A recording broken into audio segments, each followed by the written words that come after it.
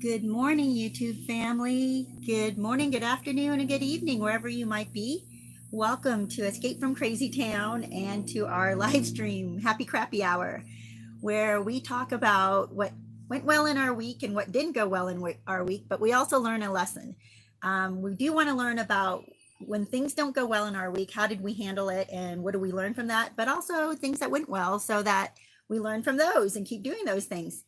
Those of you who are new to my channel, today we're going to talk about Betty Broderick.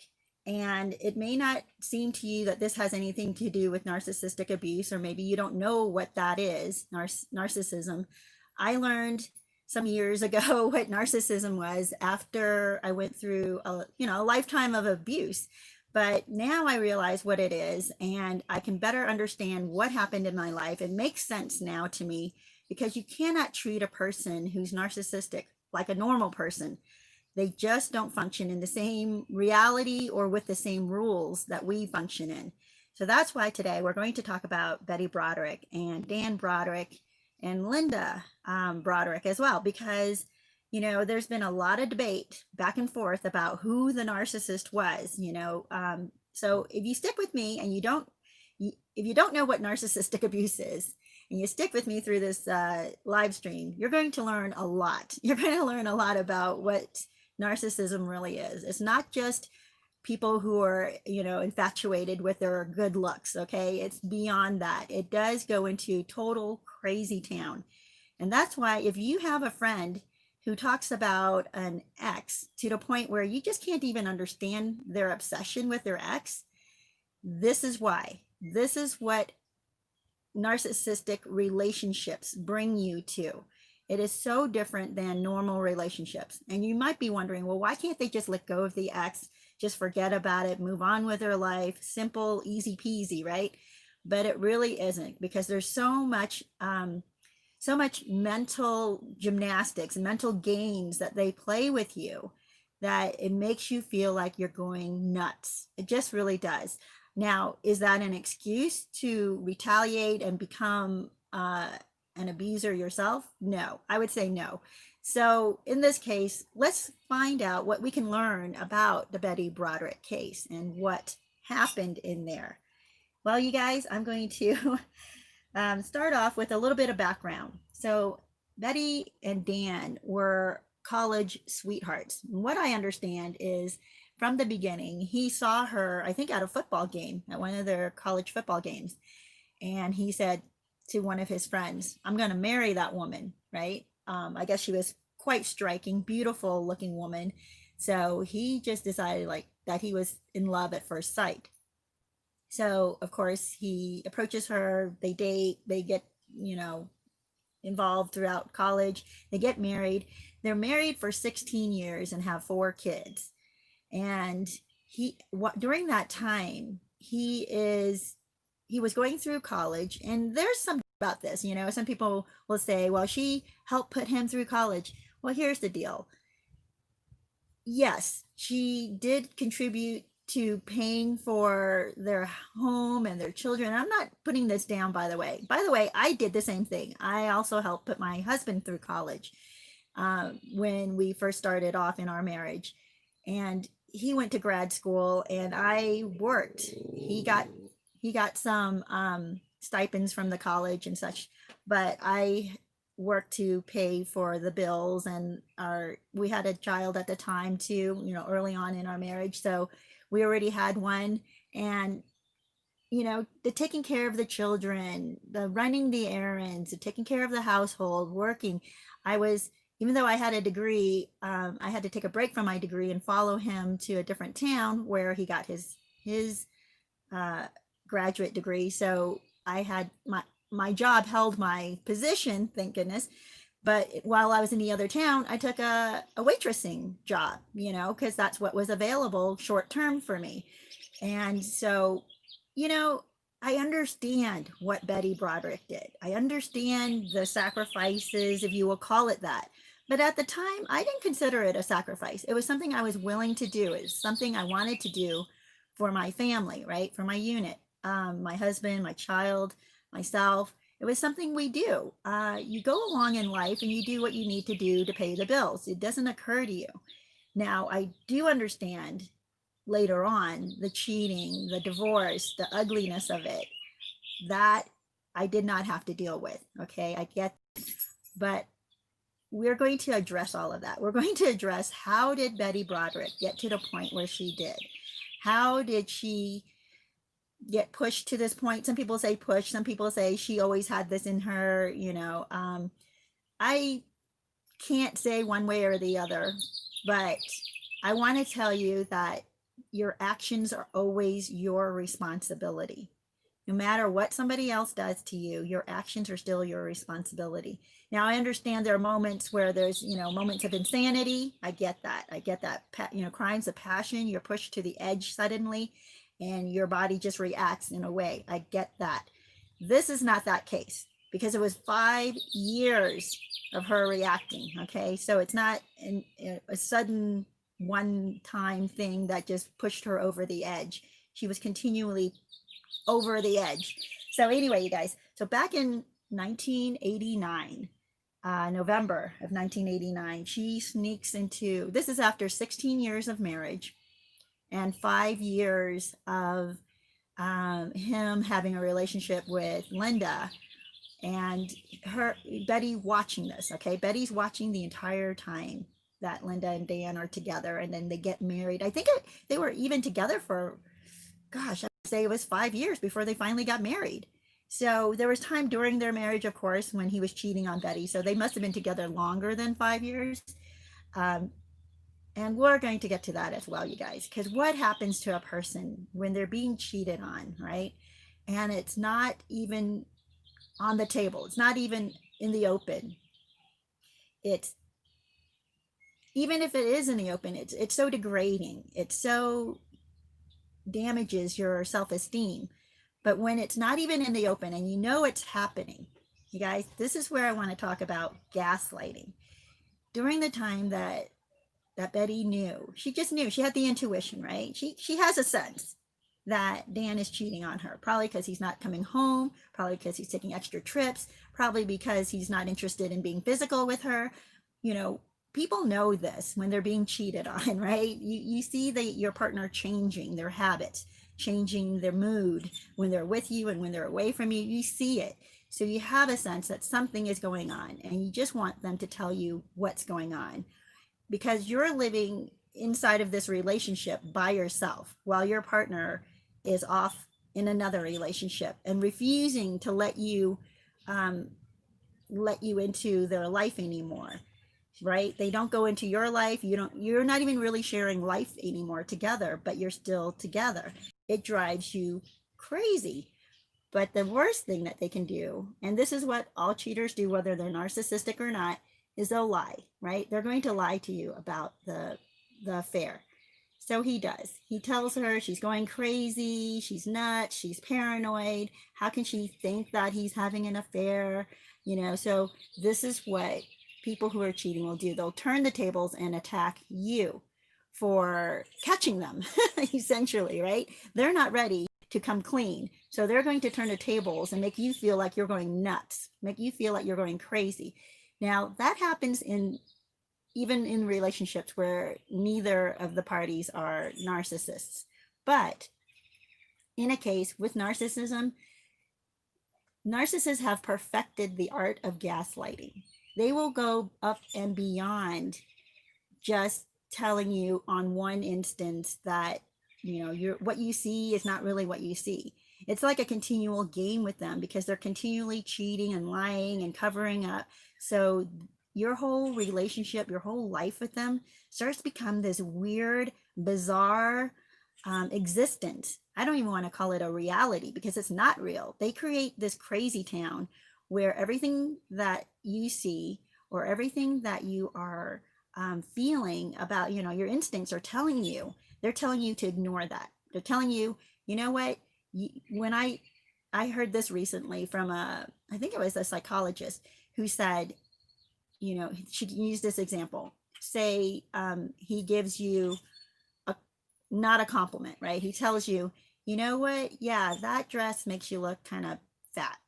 And then you look back and you're like, really, that, that really hurt my feelings. And they'll say, what? Why would that hurt your feelings? I'm just telling you because I love you. And so it may have been intended to, he may have intended to make you feel like, look, I don't like how you look and you're kind of gross to me, or, they're putting you down. But they do it in such a way, and then they backhandedly tell you what you heard was not what you heard. It was not an insult. It was because they love you, and that's why they want to tell you. Now, there's some truth in that. I understand. There's some, couples have to talk to each other about what turns them on, what turns them off. That I totally understand. It's the way you do it too. It's if your partner's coming at it where they're just criticizing you all the time. They don't like the way you dress. They don't like the perfume you're using. They don't like your haircut. They don't like anything. It seems like they're always complaining about you.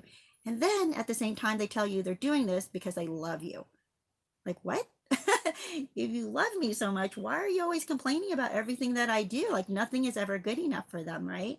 You even get the dress that they want. You even lose the weight that they want you to lose. You even start working out and getting toned, and yet it's still not good enough for them. These are narcissistic people who won't let up, right? They won't relent. They will continue to degrade and push you down. Well, you guys, let me see some of the comments. Good morning, John. Good to see you. And Water Grove. So I'm sorry if I don't see some of your comments. Ooh. Okay, what happened here? Okay, I'm just scrolling up a little bit. Jihad, good to see you too. And Dana and Obi. Glad you guys are coming on. Yeah, the reason I really want to talk about this, and I do want to take a stance, by the way. I understand what was going on with Betty. I do understand this.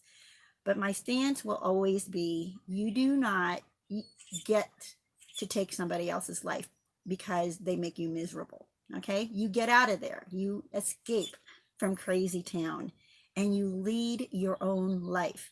So those of you who are pro Dan, you understand this. You understand, like, you know what? Yeah, he might have been a jerk. He might have done all these horrible things. And yeah, he did all these horrible things. He gaslit her. He made her feel insignificant. He lied to her about the relationship, made her feel like she's going crazy. All of that's true. But she had the opportunity to leave. That's what I want you guys all to understand. She had the opportunity to leave. But she created in her mind, she got obsessed, and she created in her mind some alternate reality, which wasn't even true.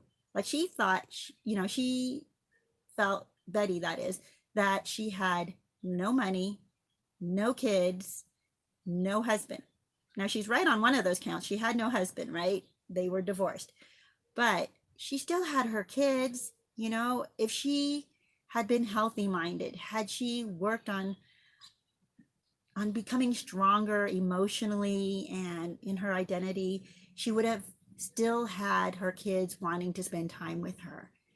Had she been the kind of mom that her kids would love to visit, would love to be around because she's upbeat or positive or brings something positive into their life.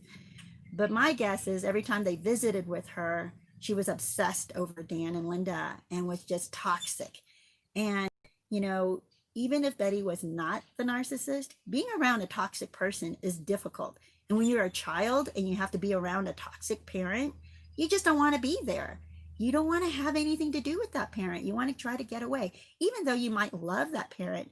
But the child can't be the adult in the relationship and help that parent to see straight and become positive and see the good things in their life. That's the parent's role. So I'm guessing that was what's going on between her and her children, where they probably didn't really want to be around her because they saw how crazed she was becoming throughout these 5 years. Okay, you guys, let me give you a little bit more background. So the 5 years after they were divorced, Betty would, and I think before the divorce, this was happening too, but she would leave obscene messages on his answering machine.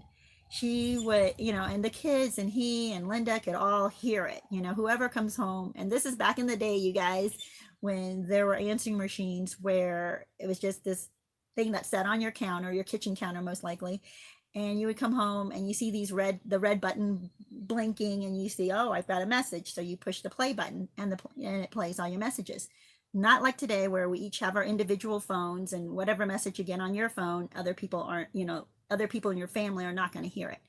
So if her kids came home from school and they pushed the play button to see if maybe dad left them a message, they're going to get their mom on there cursing and all kinds of filthy things about their dad and about his new wife. What kid wants to hear that, Okay, you guys. So that's a little bit of background. Now, she also, I'm sorry, gosh, I got to get my load. I'm going to put him inside. Yep, he's here. Dang it. Oh, this dog. Get inside. Go. In.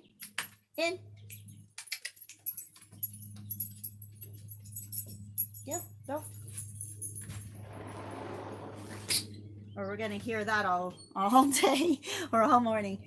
Well, yeah, so what kid wants to hear that, all right, you guys, I forget where I left off exactly, but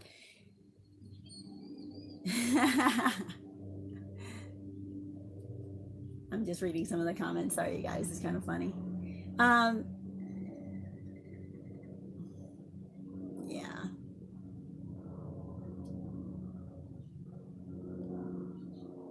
Yeah. Watergrow says that's why the doc can obsess over that certain ex, because they had a good thing and lost it. Exactly.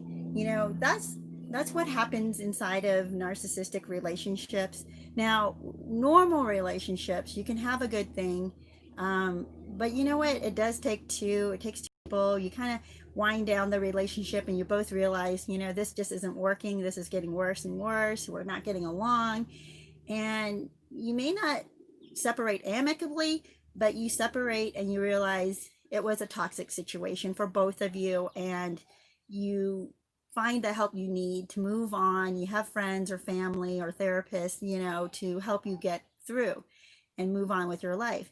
But inside of a narcissistic relationship, and this is where a lot of people are divided between Dan and Betty. Some will say Dan's the narcissist, some will say Betty was the narcissist. I think both of them were narcissists. And if they weren't narcissists, they were narcissistic, because Dan was wrapped up in living his life, and he was very well known to be, I don't know, he's used to being the star, right? He's used to getting the things that he wants. When he sets his mind on it, he gets it. And here's Betty. She seems like maybe this unsuspecting, innocent person who came into Dan's web, but she became so attached to the material things in their life and the way their life was that she, I think, lost sight of their marriage. And maybe it wasn't even losing sight of their marriage. Maybe he wanted their marriage to be somewhat separated from his work and from his other life, and he started moving more towards his other life outside of the marriage. That's a possibility. But even when that happens inside of a marriage, inside of a relationship, it should not drive you crazy. You should be able to go to couples therapy. You should be able to work on it. You should be able to talk to each other. And it's very possible that Dan was not the kind of person Betty could talk to, right? That she could mend things with or work on their marriage, someone she can work with, her marriage out with.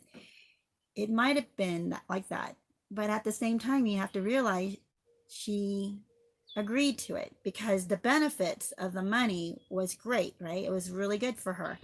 So I can see why she felt like she was scorned. She did what he wanted her to do. She stayed out of his way, and she gave him the space he wanted to have, and he goes on and has an affair. I can see why she was so angry with him. Now, the thing is, you guys, you don't want your anger and your sense of right and, wrong, your sense of wanting justice to make you obsessed with the other person. It got to the point with Betty where it went beyond obsession. It was revenge now, right? So in those 5 years after the divorce, she would spray paint nasty words on his house. She also, I'm trying to remember all the things that she did. She burned his suits. She gathered up his Armani suits And I'm not sure if she burned them in the front yard, but she burned them out in the yard somewhere. She also rammed her car into, I think it was the front door of his house. Like, what the heck, you guys, right? There is a point where, yeah, you feel like such anger towards your ex. You understand, you feel like they took advantage of you, you feel all this stuff, but it doesn't mean it's okay then for you to become criminal in your actions towards them. There are better ways to handle this. And people might say, well, she could take him to court. He was a lawyer. He was hugely successful as a lawyer. They were making something like $1 million a year, clearing $1 million a year, right? And she was getting quite used to that lifestyle. Did she contribute to it at the beginning? Sure. But you know what? Whether she was married or not married, she would have had to work. That's the thing. At the beginning of your adulthood, you have to work. If you want food, you're going to work. Now, they happen to be married, and she happened to agree to work while he went to school. He worked too, by the way. Going to school is not considered sitting around watching TV. You're working your behind off while you're going to school. So that was his work. His work was there. It wasn't paying yet, but that was his work. When people say, well, I did this for them, or I did this so that they could do these other things, or while they were building their career, or while they were going to school, so now they owe me. It's this entitlement mentality. Now, if they do owe you, guess what? You can go to court and sue them for what they owe you, right? At the beginning. But I think she already had a lot. I think she already was receiving $35,000 a month, which is insane. $5,000 a month. And this is back in the 1990s, you guys. Or actually, it was 1980s, because it was 1989 that she came to his bedroom and shot both him and Linda in the early mornings of November in 1989. So all through the 1980s, here she is. She's receiving $35,000 a month. You guys, that's insane. That's like receiving about, I want to say with today's inflation, at least $70,000 a month. Can you imagine if you're receiving 70,000? That's not a year, a month, you guys. That's nuts. And yet she complained that she had no money. That's baloney. She had money. She may not be millionaire rich, but she could be if she was wise with her money. You guys, there's so many things. So when you become obsessed and you're focused on revenge, you're focused on justice, and that's, I think, what's in her mind. She wanted justice. Now, here's the problem with justice. According to whom? According to whom is this is the standard of justice? Well, in Betty's mind, justice was not him being able to move on and get married to someone younger and more beautiful and having a happy life. So that's obviously for her not justice. Well, then you might want to ask yourself, what is justice? What is justice to a person who's been wounded? And you can fall into a huge trap if you are seeking justice, because it turns into revenge. It turns into nothing is good enough. Like, say, for her, what justice would have been is if he dumped Linda and begged Betty to marry him again, and Betty gets to tell him no, and now she gets to control him for the rest of his life and make him feel guilty for having cheated on her and put her through the years that of torment of watching him and his new wife. What the heck kind of justice is that? I mean, what kind of world is that? That's a narcissist's world, where they get to control somebody else, where they get to call the shots, where they get to hold a life sentence over somebody else and make them do what they want them to do. That's not real justice, and if someone says, if that's your desire, I get it. I understand why a person might get to that point where that would be their desire. Now, to force that to happen is criminal. So here she is. She's trying to intimidate him. She's trying to make his life miserable, probably in the hopes that Linda will get tired of all of this and leave him. It's very possible that was, Betty's insane thinking at the time, that she could make their life so miserable that she could break up their marriage. But you guys, what you fail, not you, but what she failed to understand is that when you become the enemy to the two of them, you draw them closer to each other. Now they pull, they pull even closer to each other, and they want to try to get rid of you or get you out of their life. So Dan files for a restraining order on Betty. She's getting very aggressive towards Linda and towards him. So it makes complete sense that he would file a restraining order.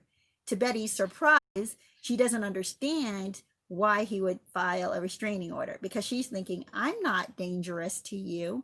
All I'm doing is burning your clothes and spray painting your house and leaving you obscene messages. As I don't know if it was daily that she was doing this, but pretty regularly she was doing this. All I'm doing is harassing your wife, and I'm harassing you and trying to harass you at your work, and that's all I'm doing. So I don't understand why you would file a restraining order. Can you see how crazy that is? But Betty just couldn't see that she had gone over the edge. She could not see that. This is where I want you guys to kind of understand, to learn from this example, that if you continue to obsess with your narcissistic ex, even if you were the innocent one, if you did everything right, that you loved this person well, and they dumped you after they degraded you and told you how unattractive you were and nobody would want you, and so they're moving on, and even if they're laughing at you, which is what Betty felt like he was doing, right? Whether he was or not, I'm not sure. If he was a narcissist, I would say probably he was, right? Laughing at her, and seeing how she was spiraling out of control and downward to a point where it was insanity watching this. You may not have experienced it, but if you ever have had a chance to watch somebody spiraling into their minds, right? They're living in this kind of crazy psychotic world where they've made up a story that somebody else is after them. They become very paranoid, right? And they just can't seem to let go. They just won't let go. They won't move forward. They won't move away from it. And you can see that it's toxic. You can see that the world they're creating around them is toxic, and they're spreading their toxicity to other people. They're so obsessed in getting fairness, and getting justice, and getting their revenge. They just feel like they cannot let go until the other person bows down and comes to their knees and comes crawling back to them, begging for forgiveness, I guess, right? When they are caught in that situation in their heads, it will destroy not just those around them, but it destroys them. And that's what Betty Broderick did. This is why I'm calling this video Becoming Betty Broderick. She may not have started off this way, and people will argue, well, she was a narcissist and this and that. And, maybe she was, or at least maybe she became one. She got so obsessed that she became like a narcissist. They don't let go. They become completely obsessed, and they won't allow somebody else to win. And when you have two narcissists together, by the way, this pretty much played out the way it does when two narcissists get together, because neither will allow the other one to win. Neither will allow the other one to do better than them. So they're going to attack and attack until one of them is gone, until one of them is destroyed. Now, I don't know that Dan was thinking in his head he's going to try to destroy her, but he saw that there was nothing he could do. Really, there wasn't. I'm not a big fan of Dan. You may not understand. I come from the side where, like, wow, both of them are narcissists, and they both really blew this out of the water, and Crazytown just was unleashed. He never should have driven her crazy with telling her, oh, it's, you're paranoid, you're seeing things, and trying to train her to not trust her own instincts.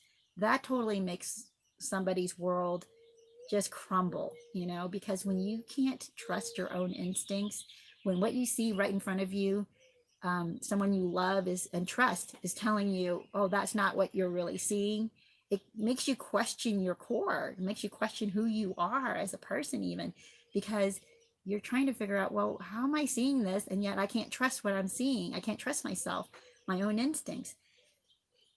But here he is doing that. So I think that's a total ploy that narcissists use, by the way. But they continue to do this throughout your life. Now, I look back at Betty and Dan, and something I've always said in my videos is you don't have a relationship with a narcissist, you have a business contract. That's what you have with a narcissist. So if either one of them or both of them were narcissists, it doesn't matter because it's a business contract. The one that's a narcissist will create this contract. And what I mean by that is, if you do this, then we can have this relationship, but only as long as I am still satisfied.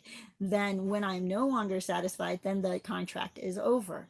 So when someone comes in with a marriage proposal and they think this contract is supposed to be lifelong, to a narcissist, marriage is not lifelong. Marriage is just like any other business contract. If at some point they are not satisfied with the terms of the contract, they are going to abandon it. They're going to just, burn up the contract, cut it up or tear it up. So here it is. Here's Betty. She believes this contract is binding to the end, and she feels entitled to hold on to this contract and hold it over him.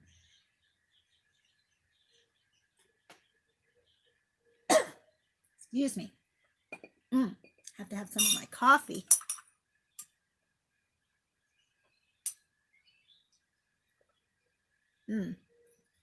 Yeah, so, you have to be so careful when you're dealing with somebody who sees your relationship as a business contract. So long as you do this, I will do that. And there are boundaries and there are restrictions you can put inside of a relationship. But they should not be to the point where you're controlling the other person and only one person stays on top. Like, you're in this together. You're working as a team. And I don't think Betty and Dan worked as a team. I think they worked as individual contractors coming together, right, for the benefit of themselves. So when it was apparent to Betty that Dan was not holding up to his end of the contract, then now she becomes entitled to make him hold to the terms of the contract, of the marriage contract, which of course he had already discarded. He's moved on to somebody else.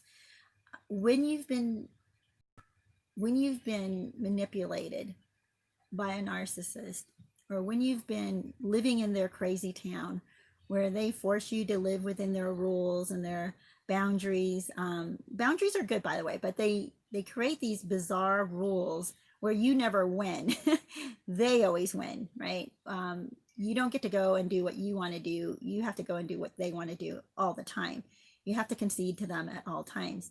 So when you're living in that world and you're conceding and you give to all of that, it drives you out of your mind because you lose yourself. You are no longer now a partner in this relationship. You become an employee to this relationship. So I'm not sure that that's what happened with Betty, because obviously she's living the life of a wife or of a spouse, right, who gets the benefit of their riches, of their profits, of their assets.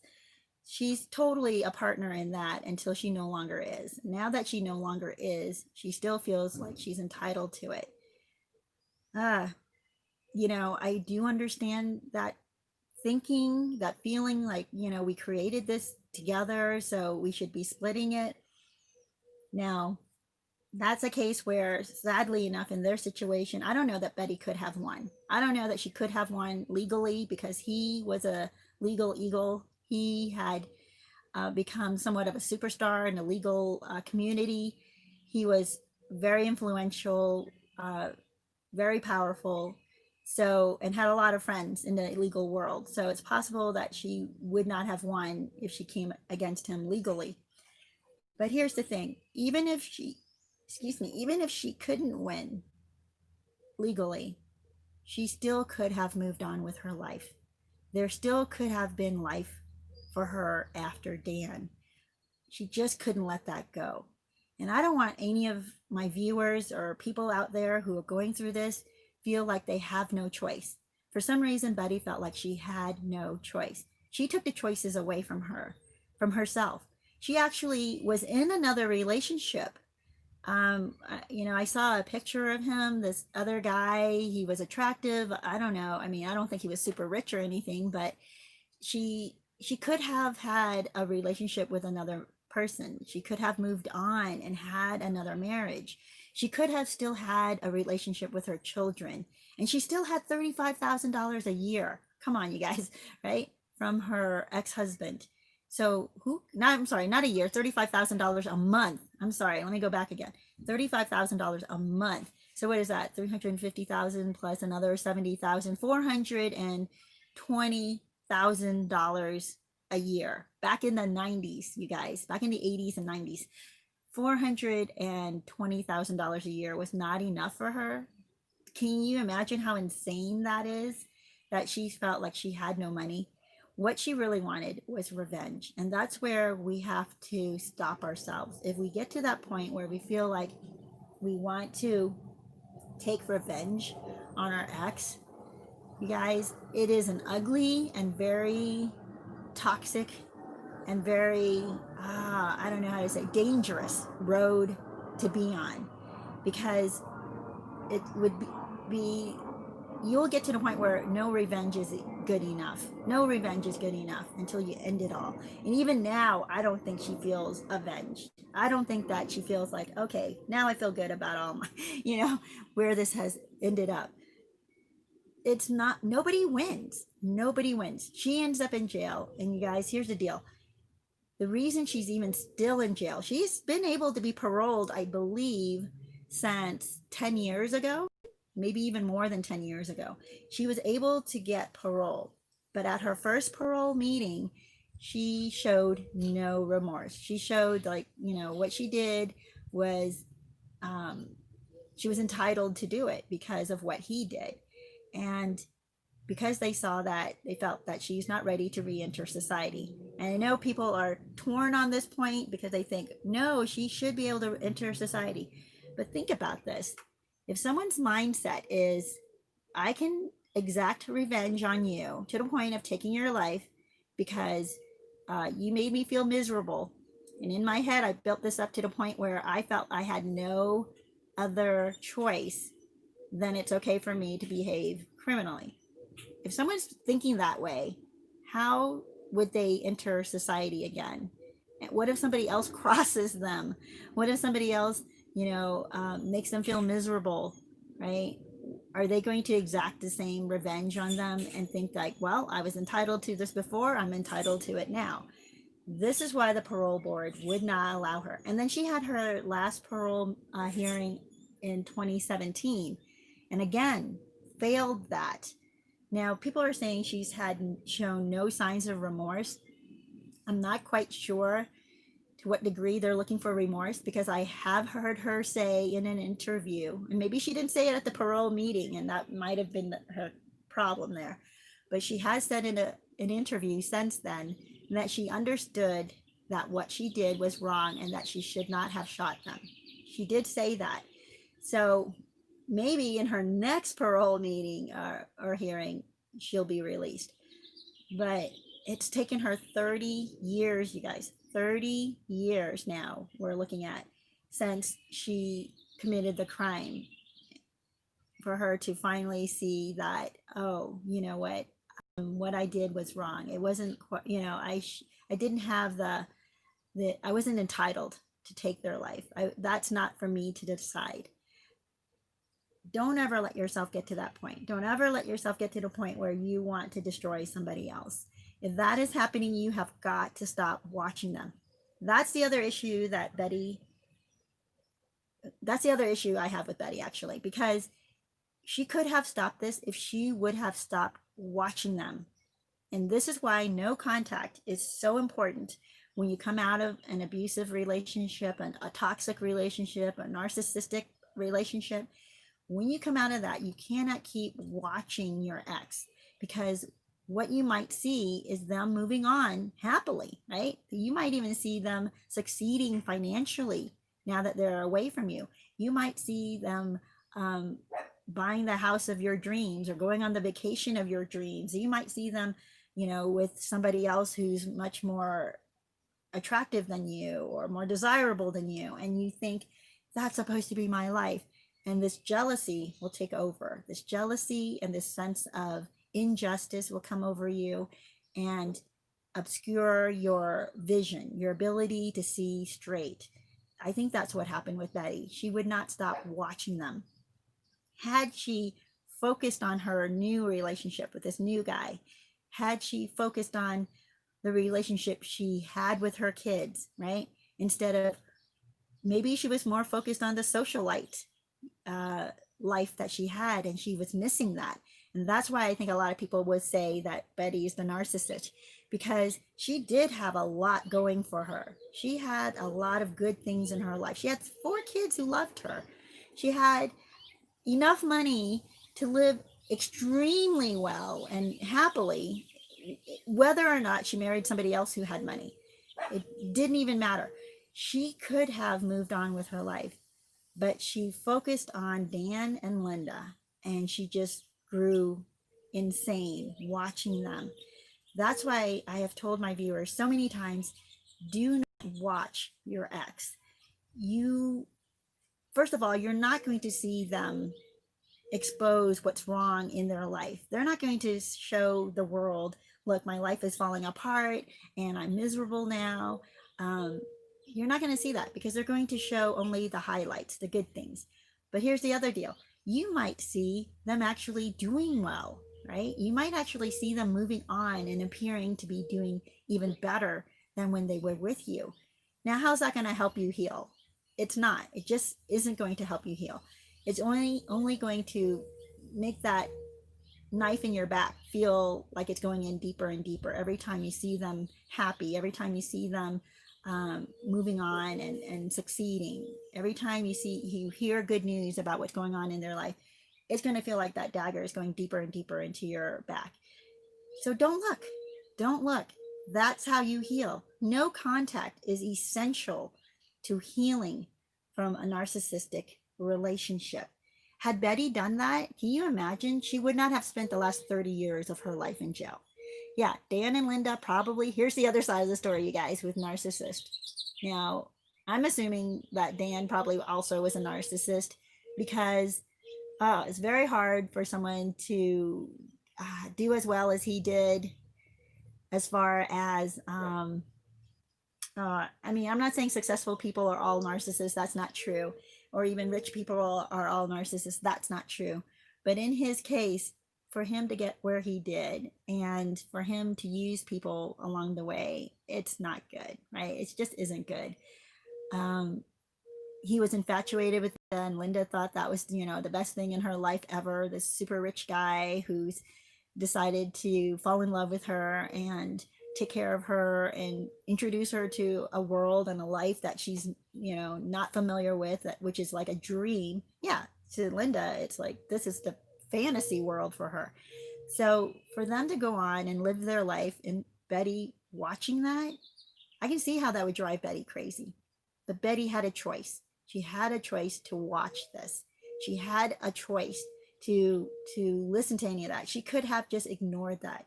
Yeah, he got married, had a beautiful wedding. She didn't have to look at that. She did not have to pay attention to that. That's when you have to focus so specifically on anything else but your ex. If she was mentally strong enough, had she gone, and I believe she did go to some therapists, and I'm not sure. Yeah, I just don't think they were able to reach her or even get her to agree to what they wanted her to do, which is probably to look away. Like, you cannot keep focusing on your ex. And she wanted to keep focusing on her ex because she wanted revenge. This was not about love. This was not about marriage. This was not about family.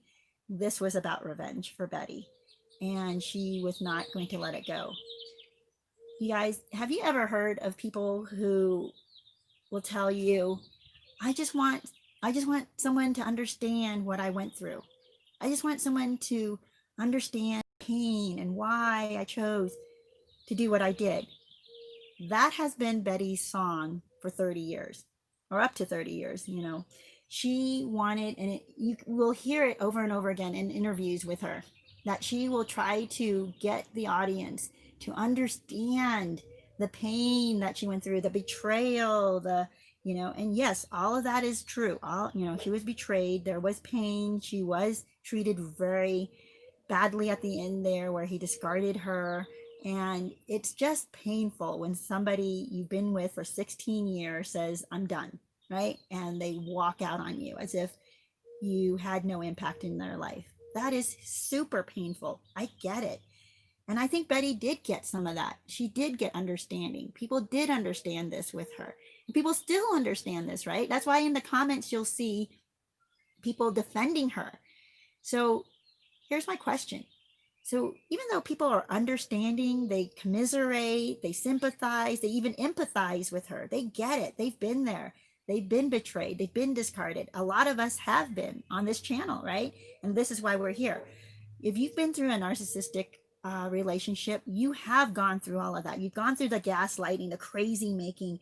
You've been treated in a way that, you know, devalued you, and where your partner devalued you and treated you badly and then discarded you as if you were nothing in their life, after they had told you that you were their soulmate and you were the light of their life and they couldn't live without you. And then suddenly they move on to somebody else. And not only that, they immediately marry somebody else. And you're left thinking, what the heck? How did this happen? Or they immediately move in together. They may not get married right away, but they may right away move in together within a week, you know, after leaving you. You may have gone through that and you understand Betty, and you want to reach out to her and say, gosh, Betty, I totally understand you. I've been there. You know, I want to encourage you. I want to tell you, you know, you're strong and whatever, you know. So people had been there for her in that way, but it wasn't enough. It wasn't enough because she was obsessed. It wasn't enough because she wanted justice. And so that's where I come back to, what does justice mean to someone who is obsessed? Justice to someone who's obsessed is not true justice. It is simply, it's very narcissistic. And that's why some people will look at Betty and say, well, she's the narcissist. Justice to a narcissist is, I win and you lose. That's it. It's not, we both walk away and we both try to put our lives together and you do your thing and I'll do my thing. And yeah, I was hurt, but I'm going to forgive and, you know, and ask for your forgiveness too, because I've done my part. You know, they take responsibility. Justice for a narcissist is not that. Justice to a narcissist is, you hurt me. I didn't do anything wrong to you. I was perfect to you. And therefore you owe me. And not just owe me financially, you owe me your life. And that's the way a narcissist sees it. I've reviewed a few other crime shows, and I'll put it in the little eye icon. There's this guy who, I forgot his name, but he ended up murdering his ex. Same reason. He just felt like she is not allowed to move on and be with another man. She is still his. And he wanted to exact revenge on her, even though he's the one who was abusive, even though he was the one who drove her away. And he was so physically abusive towards her that she had to leave for her own safety. And then he comes stalking and then murdering her and nearly murdering his own daughter, one of his own daughters. He would have possibly killed two of them had the other one not run away right away. So you guys, people who are narcissistic don't see it as, okay, I understand I wasn't a perfect spouse. I did do some things wrong and I have to live with that and forgive myself and move on. And even if you did things that hurt me, I'm going to forgive it and I'm going to let you go, because holding on to this toxicity, holding on to this relationship, holding on to wanting revenge is going to destroy everybody I love. You know, my kids, even myself, anybody who comes in contact with me. Narcissists don't see it that way.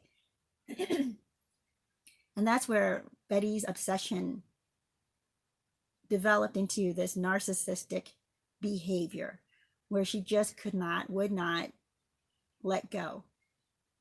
And that's where I want you guys to see if you are feeling any of those things. Know you're not, know that you're not alone. You've been here on this channel long enough to know that there are so many people who've walked the same streets that you did, walked in your shoes, have dealt with the same betrayal or same discard, the same devaluation, right, from their partner. You've been here long enough to know that you're not alone.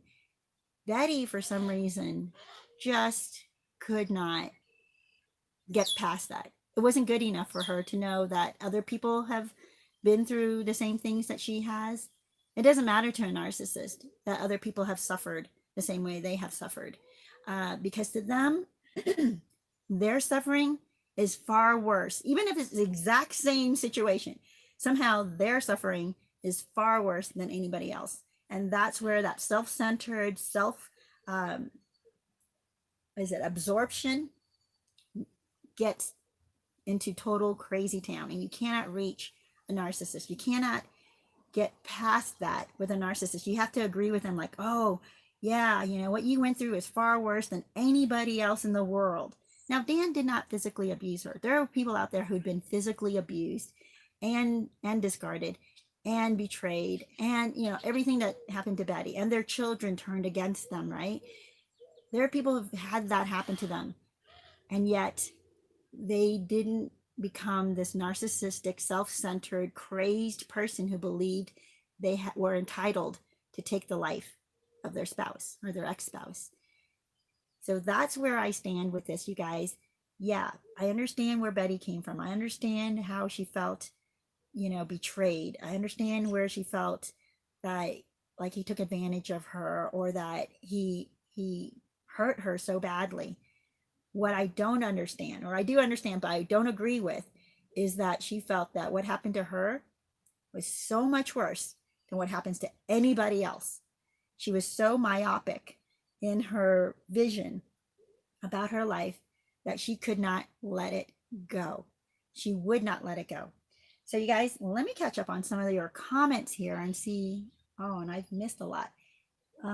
Strength Rational, good to see you. He says, no contact after you get your justice. It's only way to deal with these monsters. Yeah. Yeah. And Obi-Wan, I agree with this, says, getting justice leads to supply for these clowns. Yeah. When you are giving them all this attention, even though it's negative, you're feeding their ego. That's another thing where I think, Dan, to a certain extent, probably looked over at Betty and thought, wow, she is out of her mind. She's off her rocker. She's gone berserk. So he's thinking, maybe he was thinking, I had such an incredible effect on a person. Or he might have thought, boy, I made the right choice. This is why I left, because this is total nuts over here. This person's totally nuts. And so I made the right choice to leave, and I should have no remorse about leaving. And I should have no feelings about her anymore, and just be able to cut her off and go cold turkey, right? Go gray rock with her. So trying to get back at a narcissist, trying to get back at somebody who injured you, is just going to prove to them, one, that they made the right decision to get rid of you, or two, that, wow, it's going to boost their ego and make them think that, wow, this person is so obsessed with me, I must be really awesome, I must be incredible, that they just can't let go of me. I don't think that's what Dan was thinking, actually, that second one. I really think that he just looked at her and thought she's totally nuts, and that he was right in making the decision to leave. You do not want to be that person to your ex, right? You don't want to give your ex any reason to believe that they were right to have left you. Think about that. What, how would that help you? How would that make you feel better about yourself if your ex is looking at you and thinking, wow, you're burning clothes in the front yard, you're leaving all these nasty messages, and then you're running your car into my house, right? And you're spray painting my house. Oh man, maybe I should come back to you. Can you imagine, why would an ex want to come back to that. That's total crazy town. So when you create this crazy town like Betty did, when she creates this crazy town around herself and holds on to it while everybody else is trying to leave crazy town, everybody else is like, let it go, move on with your life. Even Dan's moving on with his life, right? Well, obviously he's going to move on with his life because he's discarded her, but the choice is still hers. The choice is still hers. There are people out there who did not end up with anything, like their spouse divorced them and left them nothing. They got no way to live outside, away from their spouse. They have no money coming into, their spouse did not agree to give them anything at all. And somehow, or maybe there was a prenuptial. They got nothing. Betty had so much. She had so much, and yet it was still not enough. So, you guys, let me see here. Yeah. Artist Lover says, I would like to know if she sought counseling. Narcissistic abuse was not known then. That's true. And here's the thing, whether people know about narcissistic abuse or not, I think in counseling, the advice of going no contact should be the same. Like, when you're sitting across from a client and a client is obsessed and you're the therapist and you can see their obsession, you have to help them break that obsession. You can't just feed that obsession, right? You can't just say, oh yeah, he was horrible, you're right, he deserves whatever anger you have towards him, he deserves this and that. And you, as a therapist, you can validate your client for a bit, but you have to help them break the obsession. You can't, a good therapist, that is, right, would not allow their client to stay obsessed. So if you are seeing a counselor and the counselor is not helping you break the obsession, or for some reason you're not allowing the counselor to break your obsession, you need a new counselor. You need somebody else who can get through to you, who will be able to tell you to look the other way and give you the tools to look the other way, give you the tools to improve your life and see the good that you do have in your life and to value those things and work on those things, right? You have other relationships in your life that you can work on and still have an amazing life. Now, had somebody done that for her, I think it would have helped a lot. But when somebody is completely deranged, so obsessed, so bent on revenge, and this is not, can you imagine 5 years? This is not a short period of time that she was obsessed. She was obsessed for 5 years. That is just too long to go where you could think, well, they were just stuck in a moment and they were just this or just that, and they just needed to be understood. They just needed someone to empathize or sympathize. It wasn't that. It was that she was working herself into a frenzy, into believing ultimately that she was entitled to his life. And any therapist or any good therapist should break that type of mentality of entitlement.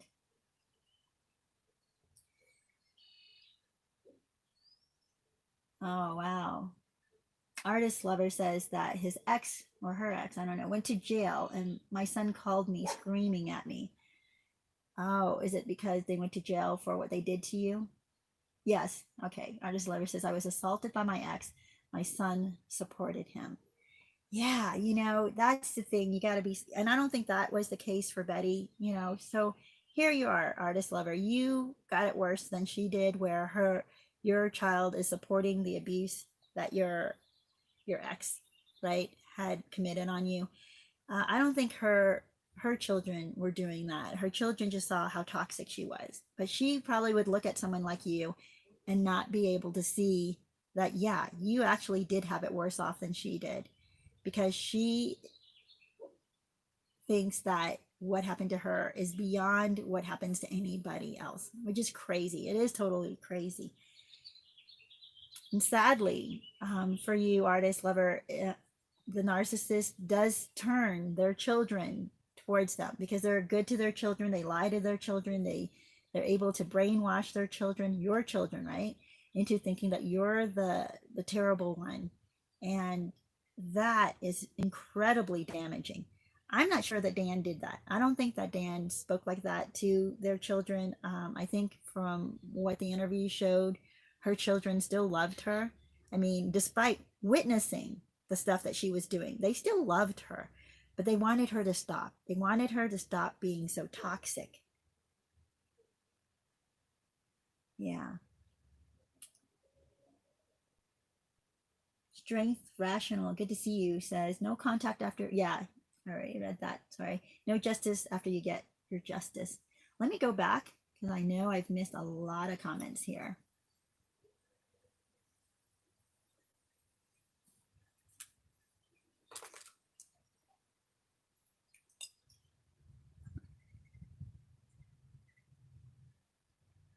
Wow. Kathy says, Goldstoff says, my ex brought his new girlfriend to the divorce and contested it. The terms of the divorce where they can, yeah, that's insane, right? They just think that they can do no wrong and everybody will see their side of the story, their side. So they can do whatever they want and still walk on water, right? They can do whatever they want and they still think everybody will understand, has to understand their perspective and be on their side. It's absolutely nuts. You guys, I also had done another video and I'll put it here in the upper corner. It's taking YouTube actually an hour, not an hour. It used to take them only 20 minutes, 15 to 20 minutes to upload my video in a way where I can finally edit the parts, you know, include the little eye icon with the links to other videos. Now it takes them 24 hours or almost 24 hours. I think it's come down to maybe 12 hours now, but by then I'm in bed. So I wait till the next morning. But I will include in the eye icon links to some other videos. One of the other videos I had done was about how a narcissist just can't see the truth. Like you can't help a narcissist. When you try to sympathize with them, when you try to share with them that you went through the same thing that they did or similar thing that they did, instead of seeing that as you being vulnerable and connecting with them, they're going to see that as, well, you're weak and you have problems and you're nothing like them. And whatever happened to you, you deserved. But whatever's happening to them, they don't deserve, right? Because they're not the weak one. They're not the perpetrator. They had no recourse or they had no choices. Whereas they'll see that you had choices, but they didn't have choices. I made a video about that where there were people who were trying to reach out to a narcissist and trying to commiserate with them and trying to build this trust with the narcissist, and it backfired on them in just exactly that way. And I think it's called Narcissists Can't Handle the Truth. Yeah. And I think that's what happened with Betty. She just could not handle the truth. Like anybody, even her friends were trying to tell her to let it go, right? Like it's over, it's done. Yeah, he was a jerk, you know, they agreed to that. Yeah, definitely. He shouldn't have, lied to you about cheating. But guess what? Cheating is a lie. The whole thing is a lie. And that's who's going to cheat and be upfront about it and say, oh, by the way, I'm thinking about having an affair on you with this other person. I haven't done it yet, but I'm going to. So I just wanted to let you know. No one's going to do that, okay? Or I don't know, not knowing. Maybe there are some people out there who do that. That's crazy.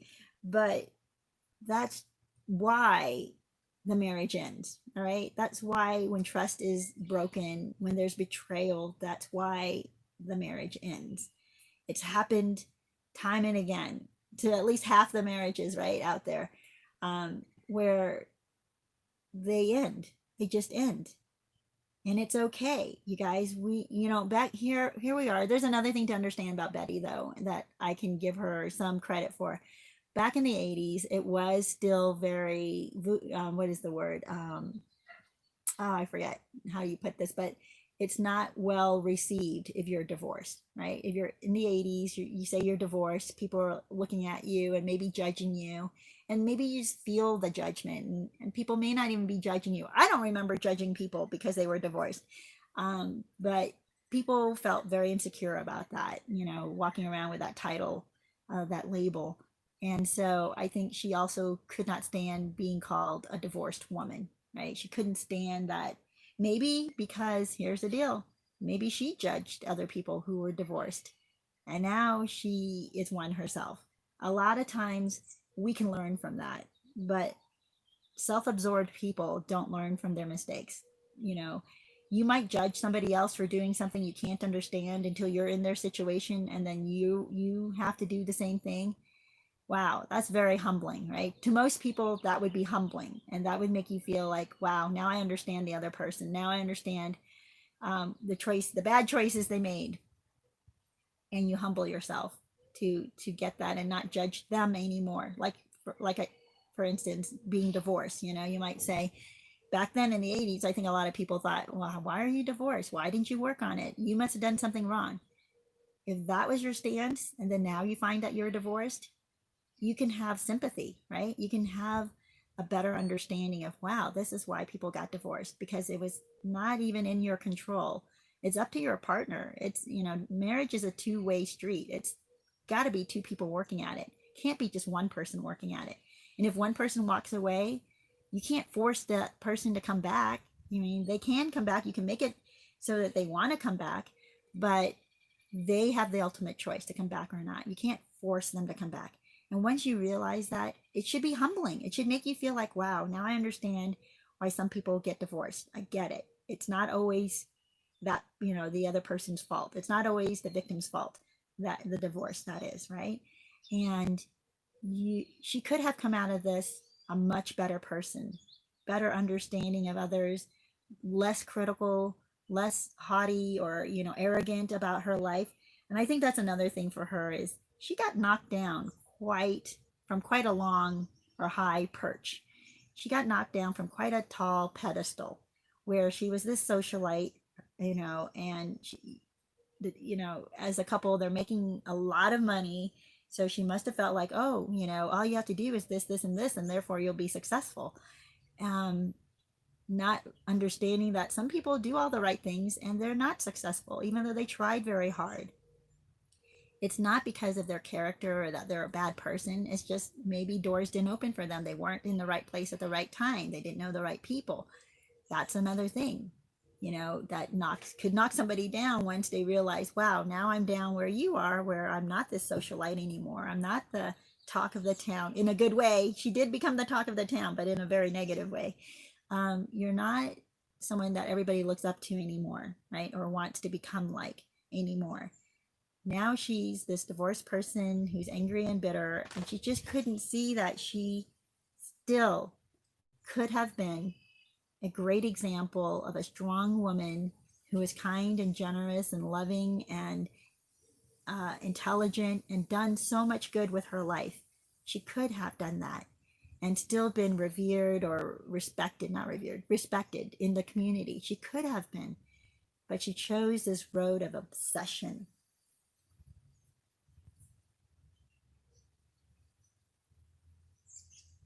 Okay.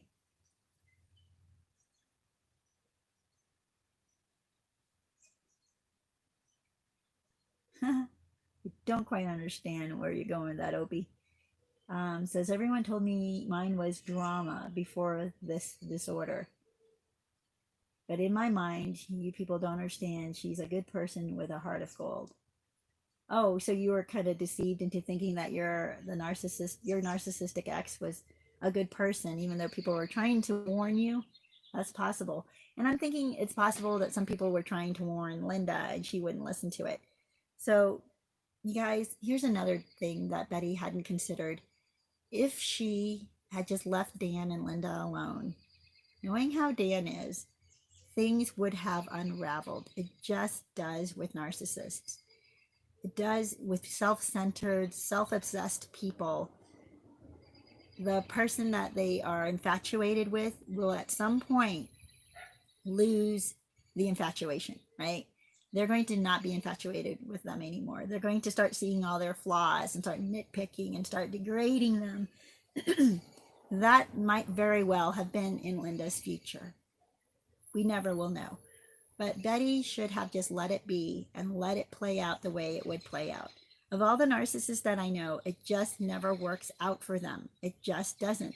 Now, they may have all the money in the world and they may be financially successful and set up just fine. But as far as relationships, they're all disasters. Either people are using them, people are manipulating narcissists. And by the way, you can manipulate a narcissist because you want to use them, so you play up to them. They may have destroyed their own relationships and connections with the ones who love them and will see through it. The hardest part is when they raise up children to become narcissists along with them. And it's bizarre, but the two of them may have this bond. It's very unhealthy.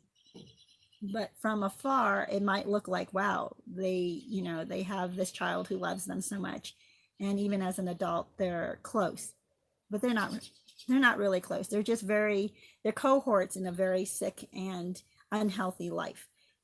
You don't need to envy that. You don't need to try to get back at them, because they're getting back at themselves. It's really quite interesting, because karma works. It just does. If you let them alone, karma comes by and does its work. All right, you guys. Let me see if there are any other questions here.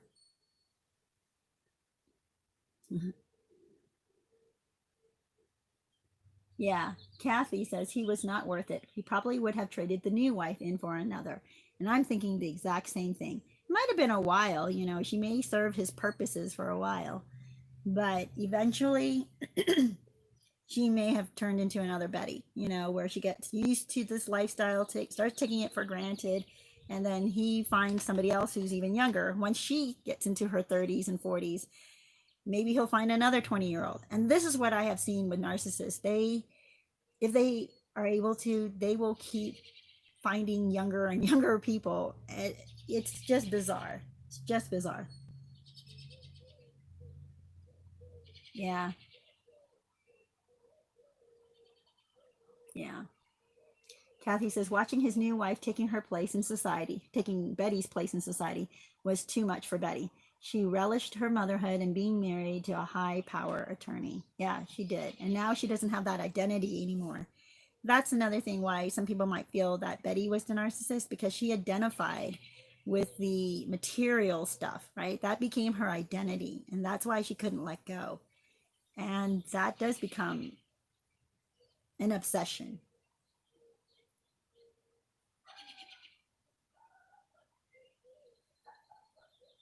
Yeah, Strength Rational says relationships are off limits for me now, and it's going to stay that way for a long time.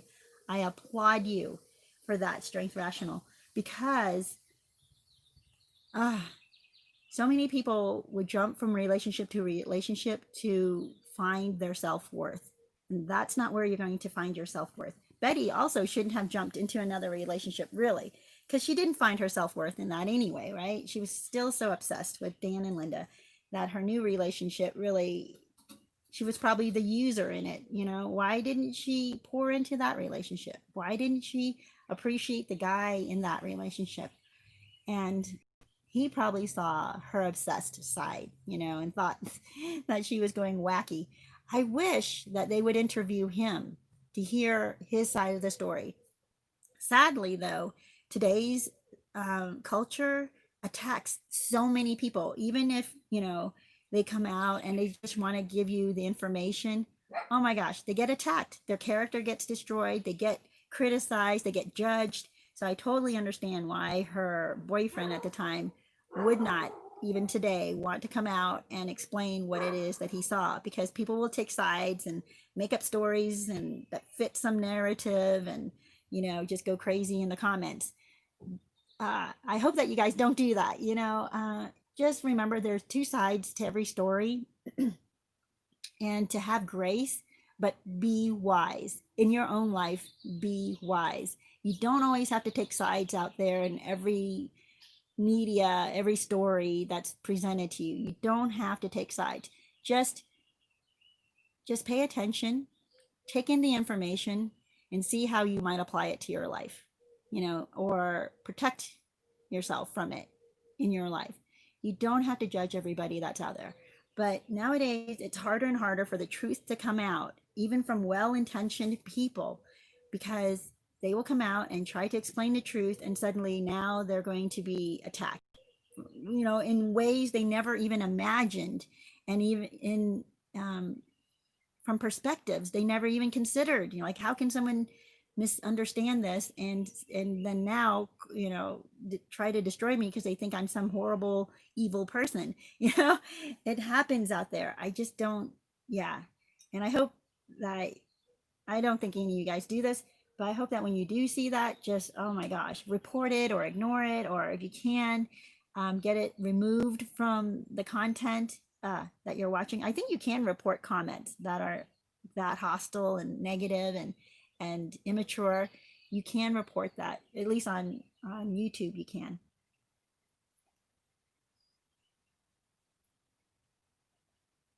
Yeah.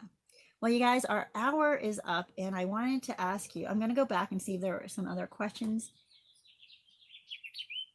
but I'm going to let you finish up or tie up your conversations here while I go back and take a look at some of the comments. If there are any questions. Yeah. Irish Eyes says she was focused on revenge because he had an affair and married Linda. She didn't want them alive. Yeah, I don't think it started off that way. At the beginning of the 5 years, she wanted him to fail. She wanted him to hurt as badly as she hurt. That I've tried to tell my viewers so many times, you are not likely going to see that. Even if they do hurt the way as much as they hurt you, even if their relationships do fall apart behind closed doors, you're not the one who's going to see that. So watching them and being obsessed with following what they're doing in their life is not going to help you. It's only going to feed the narrative of how well they're doing, right? It's only going to feed the commercial that they want to feed you. I compare it to commercials I've been comparing it to commercials lately. What happens in a commercial is you don't get the truth. You only get what the highlights are, right? That this product works. And you will even get people who lie and say that this product works and it's the best product they've ever seen or used or whatever.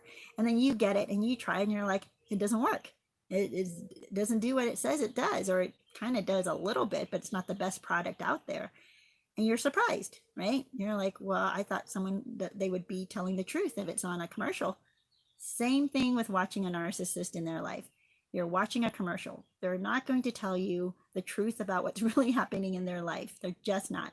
They're going to make it seem like their life is so much better without you, that you are the reason that held them back, that their future, their current, their new supply, their new wife or husband or whoever is the best thing that's ever happened to them. That's what you're going to see. And then if you watch that commercial enough, you're going to feel like you're missing out, just like Betty did. She's going to feel like she missed out. Like, how dare Linda take her beautiful life and is now living this incredible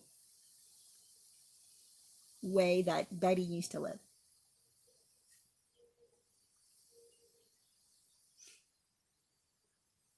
Yeah, that's good. Irish Eye says, Dan was the narc. Betty was unable to let go of the bitterness after he walked away from her and the children. She admits now she should have handled things differently. Yeah, I really do believe that both of them were narcissists or narcissistic. They both seem to have had very, and I know that some people are like, no, Dan was a good guy. I'm thinking, you guys, if he was a good guy, he should not have been fooling around behind behind Betty's back. He and I guess I just haven't been in a situation to think that cheating is a good thing. I just don't. I don't think it's a good thing. And the hiding and causing her to think that she's going crazy, that's highly manipulative, that's highly damaging to a person's ego and to their, I don't know, to who they are, right? Who they believe that they are. Well, you guys, thank you for joining me today. Let me see if there's any other thing that I wanted to tell you about Betty. Another thing is when a person falls or sees themselves as the victim and refuses to admit that, okay, or yeah, you know, maybe you are the victim and you get the sympathy, but then you have to let that identity go. Narcissists or obsessed toxic people cannot let go of the identity of being a victim. They want everybody to know that they're a victim. They want sympathy from people, but it's not just sympathy they want. We've covered that. They actually want revenge. So even when you give them sympathy, it's not enough. So to a toxic or narcissistic or obsessed person, nothing you give them is going to be enough. And being keeping that perspective or that identity of being a victim will keep you bound and oppressed the rest of your life. The sooner you can let go of the identity of being a victim and realize you still have choices. You may have been victimized. Absolutely. I'm not saying that you were never victimized and it was at all like all your fault or anything like that. But even if you have been victimized, been taken advantage of, been robbed, been abused, been betrayed, that doesn't have to be your identity for the rest of your life. That can actually be healed. That can actually be left in the past. And Betty could have done that and moved forward and realized that she's more than a marriage. She's more than Dan's wife. She's more than this rich socialite, right? She's more than any of those things that she identified with. She's more than a betrayed woman or a woman scorned. She's more than that. She could have left that behind, but she identified with being the victim and became obsessed with staying the victim and that everybody should identify her as the victim. That's what, you know, and she thought that if everybody identified her as the victim, then they'll realize that Dan was the culprit, right? Dan was the bad person in the relationship. And so in order for her to prove that Dan was the bad person, she had to maintain this victim status. And it did not serve her. It only destroyed her.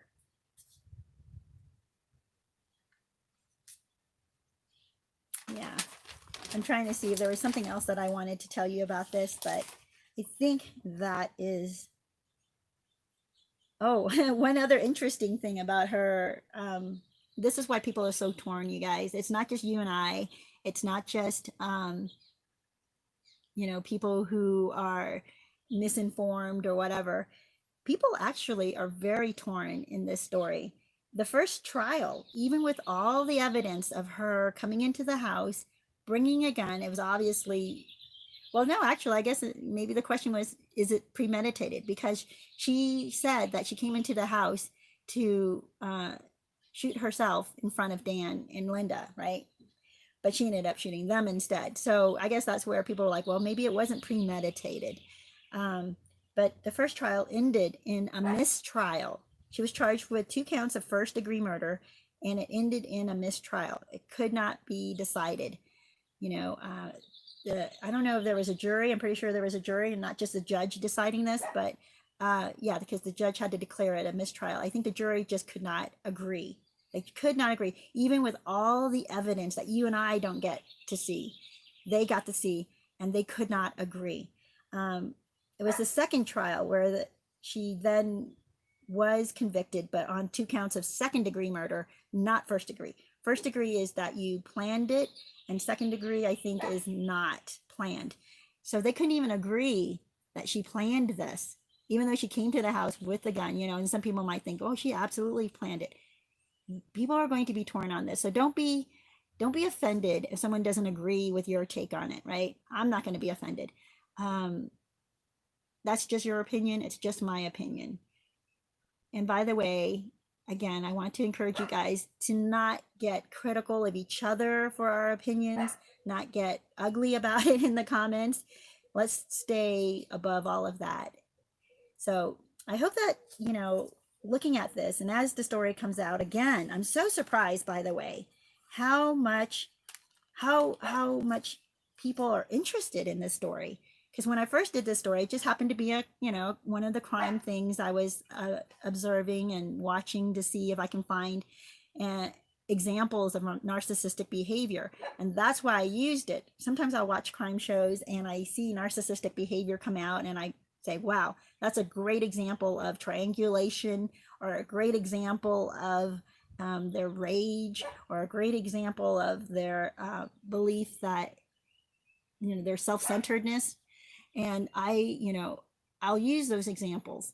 So when I did this with Betty Broderick, I was thinking that this is a really good example of when two people become so narcissistic or become so self-centered that they destroy each other. And it may not be, I kind of go back and forth. The more information I get, I kind of go back and forth like, well, I don't know that Dan was a full-blown, I have a hard time saying he wasn't a narcissist, though. Here's the deal. I really have a hard time with that because of the fact that he got caught up in society as well. He got caught up in the money. He got caught up in the power. When people get caught up in that stuff, it's very hard for them to not behave narcissistically. So when two narcissists come together, they are going to destroy each other. And that's why you do not want to mix with a narcissist, because they're not looking to part ways in a healthy way ever. They either just cut you off and leave you with no closure, or they will go after you, especially if they think you have moved on without them. Yeah. And here's the other thing. This story could also be one of obsession, which is a narcissistic thing too. They become so obsessed, like they just cannot see straight. They cannot see reality. It's another example. This is also a really great example of, sorry, my dogs are distracting me because they keep barking. Stop it. Stop it. Is another example of obsession. What happens when someone becomes so obsessed that their reality, they can't even see reality anymore. That what's around them is like they're walking in a nightmare. It's not even a dream, it's a nightmare. And they just can't get loose from this identity of victimhood. That's another narcissistic trait too, is being a victim of always the victim, right? And a worse victim than everybody else. No matter what happened to somebody else, what happened to them is always, in their eyes, worse. It's just insanity. So you guys, I hope that when you watch this, and as the story unfolds, they're going to show you the good side of Betty, I believe, in the story that's coming out soon. I think it's the first week of June. So next week sometime, Tuesday, they're going to start. They did this first session of Dirty John on this guy named John, but they're doing the second story now on Betty. And as you watch this, they're going to make her, give you a background on her, which is good. I think that's good. We should see like she wasn't maybe always this way, but realize we don't get to see really the full story. We just never do get to see the full story. We don't get to see it from Dan's perspective. We don't really get to see it from Betty's perspective. Although in this case, I think they do try to give it from Betty's perspective because she is still around to get her perspective and to be interviewed. But realize that very rarely will the victim, or a person who believes they're the only victim in all of this, will give you the perspective from the other side. They're not going to tell you or admit to the things that they're responsible for. So keep that in mind as you watch it. You're only getting part of the story. Don't make snap judgments. Don't just jump onto, yeah, this is absolutely it, and I know it to be absolutely true. We don't know the full story, and we'll never get to know the full story. We only get perspectives. We'll get her perspective, and if Dan were alive, we would have gotten his perspective. Anyway, you guys, blessings to you. I hope you learned that you do not want to behave like this. You do not want to hold on to obsession. You do not want to keep watching your ex. Let them go. Move on with your life. Betty could have had a beautiful life these last 30 years, or, after she'd gotten out of jail, these last 10, 15 years. She could have gotten out of jail on good behavior and seen that, a much better part of her life unfold in front of her. So she could have had more life outside of the marriage than what she condemned herself to. And I don't want you guys to ever condemn yourself to things like this, to being tied to something that's toxic and that will take over your life. So many blessings to you. Move on. Be glad that you're away from your narcissistic ex. Be glad that you have your life and the people who are still in your life who support you and love you and care about you. Be glad for those things and build on those things. You're not starting from ground zero. You're not. And even if you don't have family and a lot of your friends have abandoned you, you still have this group. You still have people who've gone through this with you and who are here for you and who want to help you move forward. So you guys, move forward. Many blessings to you, and I will see you next week.